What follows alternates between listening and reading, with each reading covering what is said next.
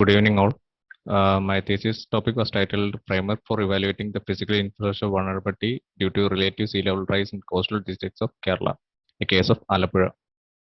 So these are the contents. I'll be showing a synopsis and literature review that we did, and case studies and its comparison. Then we did a study area analysis, which was divided into stage actually. Stage 1 is in taluk level and stage 2 is in local body level. Then a simulation of decadal RSLR trend. Then we did a best practices from secondary data availability. Then moving on to proposals, strategies, recommendations. Towards the last, way forward and conclusion. So coming to the background and aim for the study, it is high time that we understand that sea level is not the same in everywhere. But let me show you a picture. It shows that the difference between global sea level and the local sea level. To sum up, global sea level is affected by global warming temperatures and melting of ice and expansion of waters. But coming to the local level, it is mainly affected due to global process, local tectonic process, then ocean currents and other factors, other natural factors like wind, water level, and so it will vary from place to place. Sea level rise inundation is an impending catastrophe with grave repercussion induced by global climate conditions, along with fluvial and fluvial flooding. There has been many scientific assumptions and predictions of climate change induced sea level rise in the near future, and recent projections of sea level by 2050 has estimated 3 times that of the previous estimations, and which is very seemingly alarming. So these assumptions or projections alone are not enough for us planners or spatially address its impacts. So the best methodology would be through a risk assessment that includes estimated probabilities of various sea level rise impacts. So following which, from the USGS, Coastal Vulnerability Index is renowned worldwide for assessing the vulnerability of coastal areas due to sea level rise. And one other assessment technique that we came upon during our research was Habitat Vulnerability Index. These both could assist with evaluating both environmental and spatial vulnerability of coastal areas due to sea level rise. So what is the advantage of doing such a research is that these can help us foresee the effects of RSLR on physical infrastructures and help us to plan and protect these projects, already existing projects and the upcoming future projects, to make them resilient and also empower the monitoring and decision making processes. So getting to Kerala context, the coastal length of Kerala is actually 580 km and Alappuzha consists of 14% of it. And if you see that the major population density is seen in the coastal areas, which is 2,500 persons per square kilometer against the 859 persons per square kilometer in the state. In the natural regions of Kerala, which is divided into three, that is low-lying lands, mid-lying lands, and high-lying lands. 10% of the Alur region is low-lying land, which is this area. And this yellow highlighted area is Alappuzha. More looking at it in detail, Alappuzha predominantly has only low-lying land. Most of its area is low-lying land, which is in the lighter portion is that low-lying land, and this darker portion is the mid-lying land. So this table shows that Alappuzha significantly has more low-lying land and midland and no highland, and 80% of its land is low-lying land. And the lowest elevation in Kerala, that is -2 meter, Kuttanad, is in Alappuzha district. So these are the reasons why we chose Alappuzha. And coming to the aim, our aim was to develop a framework for evaluating the physical infrastructure vulnerability due to relative sea level rise in coastal districts of Kerala. The objectives were to understand the tools for evaluating physical vulnerability due to relative sea level rise and arrive at a composite index for Alappuzha district. To analyze Alappuzha district based on secondary studies, apply the composite index in spatial tools, and to identify the most vulnerable taluk and delineate ULB as a study area. Then to understand the concept of decadal RSLR scenario simulation and arrive at a method to incorporate spatial tools for delineating of the decadal wise land inundation. Then evaluation of decadal physical infrastructure vulnerability and arriving at a damage assessment for formulating and strategies and recommendations. Scopes includes identify the most vulnerable taluk in Alappuzha district and identify the most vulnerable ULB in Alappuzha district. Then simulation of decadal RSLR inundation potential areas. Then gap identification of present framework and improvement of the framework. Coming to the limitations, physical infrastructure in the study only considers roads, bridges, building footprint, and land area. And road, bridge, and building footprint datasets will be limited to the availability of OpenStreetMap data. Then non-availability of on-field data sets is a limitation because search was carried out at the same time as the onset of pandemic. The limited accuracy of open source datasets like DSM for the topography assessment is a limitation.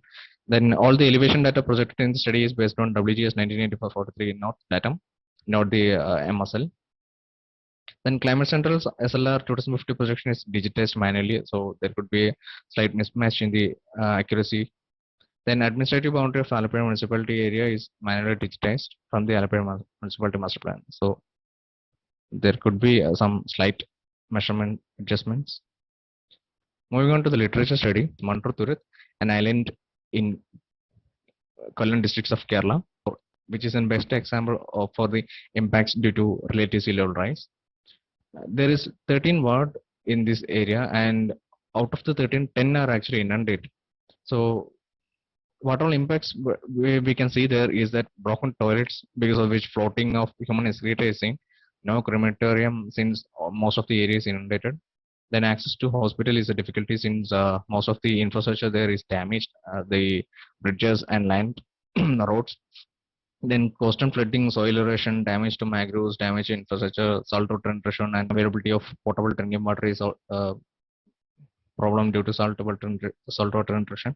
Then damage to agriculture, diseases, accessibility is also had. Second literature that we did was a report by Climate Central titled Further Future, which was published in October 29, 2019.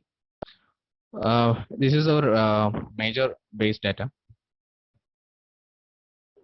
In the report, it was shown that from the previous estimations of vulnerable land due to sea level rise, there is a significant increase in the area that is actually at risk. What they did was they improved the topography data, and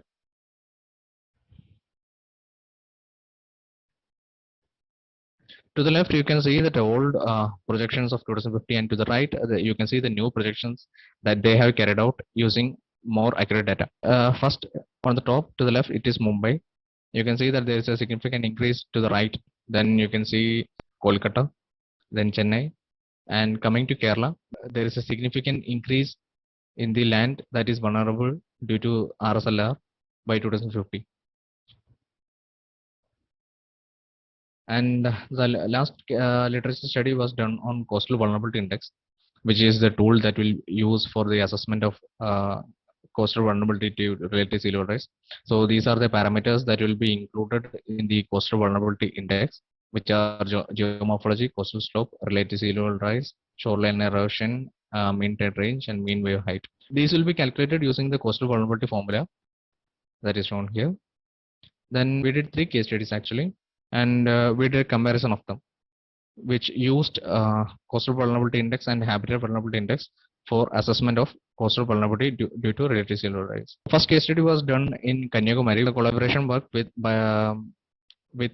National Center for Earth Science Studies and an Italian organization. So these were the variables that they incorporated in the habitat vulnerability index. So the remark was habitat vulnerability index, apart from CVI, also included social variables also, which would be more important for us planners. So this was the end result, a line showing the coastal vulnerability across the coastal stretch. So second case study was done in Andhra Pradesh. They used Seaway as a risk assessment tool, and this was their result. And third case study was done in Karnataka.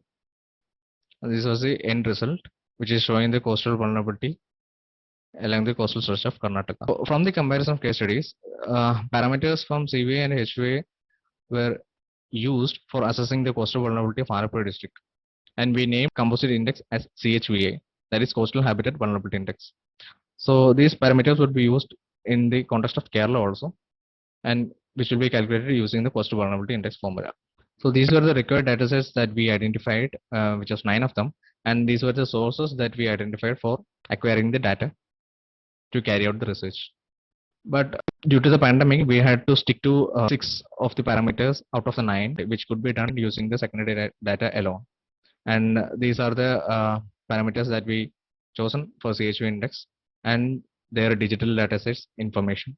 Coming to the study area analysis, we did a preliminary study on Alappuzha district. We carried out a general topography analysis in the beginning to see the topography layout, did a contour analysis, stream order analysis, geomorphology and flood prone area, then flooded area in 2018, then RSLR risk areas by 2050. From the initial analysis itself, we could see that topography is very vulnerable to flooding, both pluvial and fluvial condition.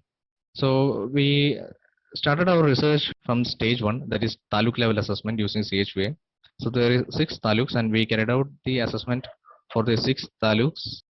From our analysis, it was seen that Ambalappuzha taluk is shown to be more vulnerable to RSLR in the Alappuzha district.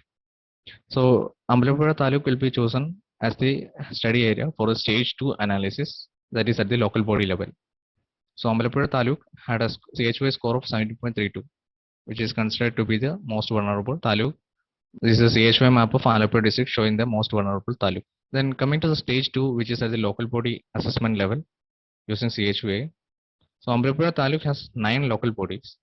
We carried out the CHV assessment for the 9 local bodies. So from the results of stage 2, it was seen that Ambalappuzha North found to be more vulnerable to RSLR by 2050, but we chose Alappuzha municipality as our study area because of 2 reasons. That is, in terms of population and infrastructure at risk, Alappuzha municipality to be considered as most vulnerable, and also due to data availability, that is availability of data will be there. Since we narrowed it down to our study area, that is Alappuzha municipality, the next part was to simulate a decadal RSLR scenario and finding out the inundation potentiality of physical infrastructures. From the climate center report, we already know that 23% of the total area is under risk of RSLR by 2050, and 38% of Alappuzha municipality area is prone to flooding. We did a preliminary study on Alappuzha municipality before going into detail of the simulation. So we made a connectivity map and building footprint map, then elevation map. Then from the Alappuzha municipality land use map, we can see that predominantly it is residential area, and second backwaters and canals, and third is the agriculture.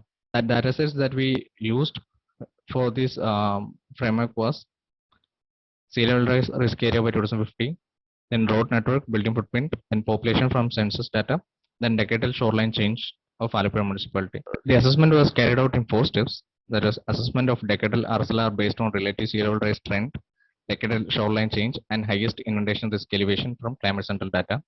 Then assessment of inundation potentiality of physical infrastructure by decadal RSLR area. Then population affected by decadal RSLR. Then damage assessment of potentially vulnerable infrastructure to decadal RSLR. Trend NIO data of Kochi was used as the sea level trend for Alappuzha.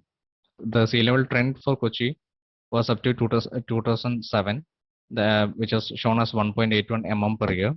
So for a decade, we can assume that it is 1.81 centimeter. Assuming that the 1.81 centimeter is achieved in the year 2010, for 2050, assuming that it's a linear growth, it will be 9.05 centimeter. We know that in 2050, the global sea level rise is estimated to be 1 meter. So approximately there is 1:10 ratio of the local level and global level.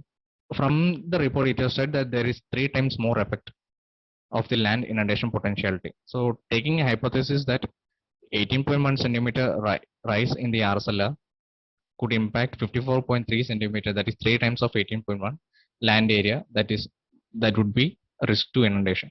So with this hypothesis, we projected RSLR trend and the land at risk due to inundation.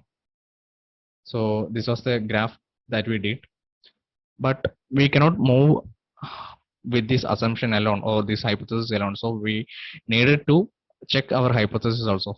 So we carried out the shoreline delineation and highest elevation potentiality of the RSLR data to in order to check our hypothesis. We did a shoreline map of Alappuzha municipality from 1990 using manual delineation technique, then 2000, 2010, and 2020.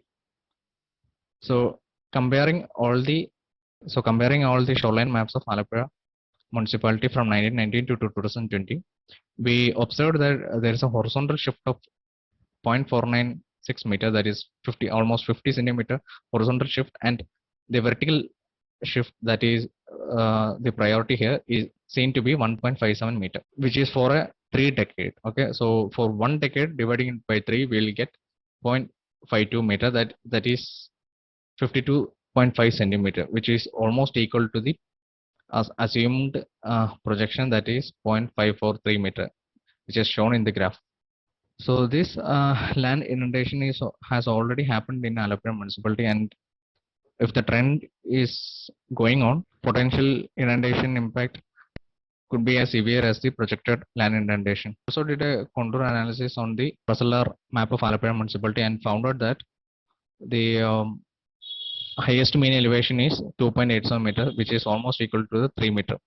So the assumption of 1 meter sea level rise would inundate almost 3 times that of the elevation inland is hence proved. The delineated area was developed concerning 2 conditions, that is, the area needs to have any water body like canals, rivers, lakes, or which should be attached to the sea. Then the area has to be coming under the Climate Central's 2050 RSLR risk area. From that, decadal RSLR map of Alappuzha municipality was developed. For 2030, we can see that 7% of land area is at risk due to RSLR, and in 2040, 12% of land area is at risk due to RSLR, and for 2050, we already know 23% of land area is at risk. After achieving these maps, we can overlay infrastructure layouts upon this map to identify the vulnerable infrastructure. We did a population projection using arithmetic increase method for 2030, 40, and 50 of Alappuzha municipality, and it was seen that 19.6 thousand people is at risk in 2030, and 36.9 thousand people are at risk in 2040, and 73.1 thousand people are at risk in 2050. We did an asset damage loss of potentially vulnerable infrastructure, which was calculated using PAR, that is plinth area rates of 2019 of CPWD. Then for roads and bridges, the rates were provided by Mr. K. Balakrishnan, a retired PWD engineer from Palakkad. Then construction cost index of Kochi is taken for roads and bridges.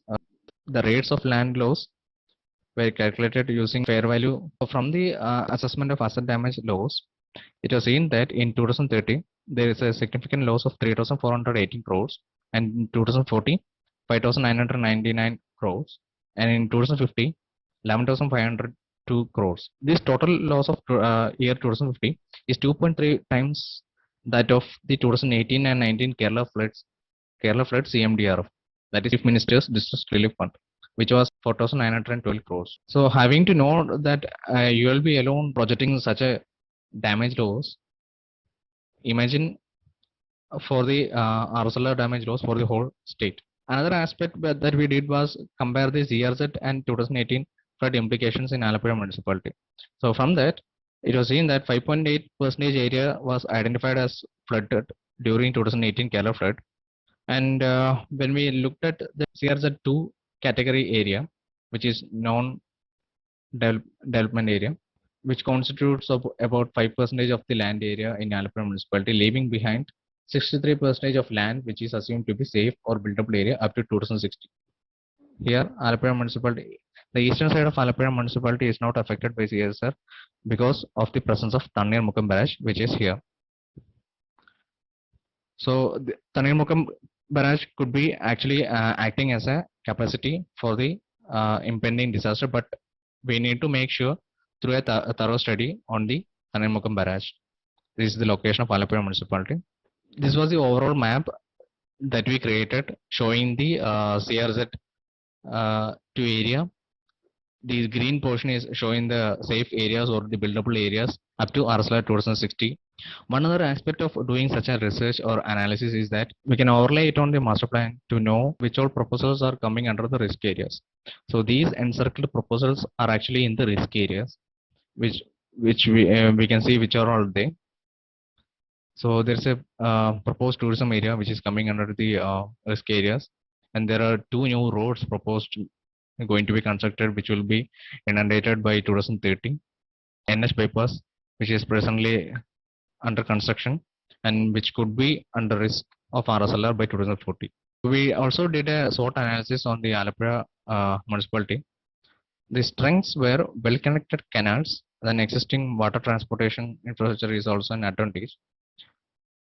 Then Tanirmukam barrage could be acting as a capacity, which we already mentioned. Then weaknesses are growth of water breeds and low maintenance of monitoring of the water resources is a problem because the water breeds are causing a clogging in the canals. Then coming to the opportunities, upgrading water transport and water-based leisure activities is an opportunity. Then in the past, these canals were actually acting as a commercial canals. It is also a possibility to convert these canals into commercial canals. Then interlinking of water transportation is a possibility since there is all this huge traffic congestion is seen. Then canals to reduce flood damage. Water-based tourism is actually a good idea in Alappuzha municipality. Then coming to the threats, rising sea level is a threat. Alappuzha is already facing floods. And saltwater intrusion is a problem. Then loss of connectivity during floods is a huge problem. We also did a best practices from secondary data addressing to RSLR. We actually did 4 case studies, the best practices that are adopted by various countries, following which we did a proposals and strategies for the Alappuzha municipality, which was divided into 3 phases based on the strategic actions. The first phase, which is from 2020 to 30, will be the strategy will be adaptation measures. Then phase 2 will be from 2030 to 40, and the strategy will be defensive measures. Then phase 3 will be 2040 to 50, and the strategy adopted will be planned retreat measures. Coming to phase 1, the first strategy is need for detailed understanding of the capacity and working of Tanirmukam barrage. Since we are calling it as a capacity, we should know how much it is capable of dealing with the RSLR impacts in order to protect the eastern side of Alappuzha municipality. Then research on possibilities of growing mangroves in the Vembanad lakeside. Since some researchers has shown that growing mangroves actually helps during the times of floods to reduce its effects. So these are the locations identified for growing mangroves. Then revitalization of AC and AS canals needed to be carried out. Then work on possibilities of linking canals for inner water transportation in the Alappuzha municipality, which could take away the burden on the inland road transport. Then start research on best practices for the desalination process for Alappuzha municipality. Then introduce of use of sea rice seeds for the cultivation of rice. Since saltwater intrusion is a major problem, to cope up with that, we can make use of the sea rice seeds, which can also grow on the water. Then support incentives for flood resilient designs, retrofits, and minimize the infrastructure vulnerability. Into phase 2, that is defensive from 2030 to 40. Adaptive structures to regulate new buildings and development codes and standard specifics for RSLR risk areas and for new constructions and redevelopment. Then strict control on the encroachments in Vembanad Lake should be carried out. Then levies should be made alongside the Vembanad Lake areas in Alappuzha municipality. New boat jetty and water-based activities near the Vatakayal area needed to be promoted for tourism. Then coming to phase 3, that is planned retreat from 2040 to 50. Using of beach barriers or beach nourishment techniques can be a solution. Then installation of geotubes to prevent erosion near beach edges. Planned retreat strategies needed to be studied and implemented for the vulnerable areas of Alappuzha municipality. Moving on to the recommendations. Demarcating of flood zones or RSLR risk zones can actually help investors and local aides to understand the vulnerable areas. Then Panchayat level climate action plan needed to be carried out. KSD may that is Kerala State Disaster Management Authority has already started making panchayat level hazard mapping, which has started in January 2020. So this framework can be incorporated with that. Then allowance of sea level rise impacts on ULBs should be met. Long-term management retreat plan should be prepared by professionals working in organizations like Directorate of Environment and Climate Change. Then ULB level coastal management plan should be made from authorities like KCZMA and KSDMA. Then sea level monitoring. It is high time that we install buoys or tidal gauges in more places of Kerala coastal area to monitor the sea level. Then installation of flood level sensors, then way forward. So these predictions made in the study are based on available secondary data and assumptions. From ADRC, that is Asian Disaster Reduction Center, risk is actually hazard into vulnerability by capacity. We did hazard assessment of hazard and its vulnerability, but the capacity it needed to be done, which is found as the research gap in this research. The use of LiDAR can significantly improve the accuracy of elevation data. Then hydrological modeling should be carried out in order to assess the shoreline and water hydrodynamics more accurately. Then data sharing between departments is actually a necessity in order to carry out such a framework or research.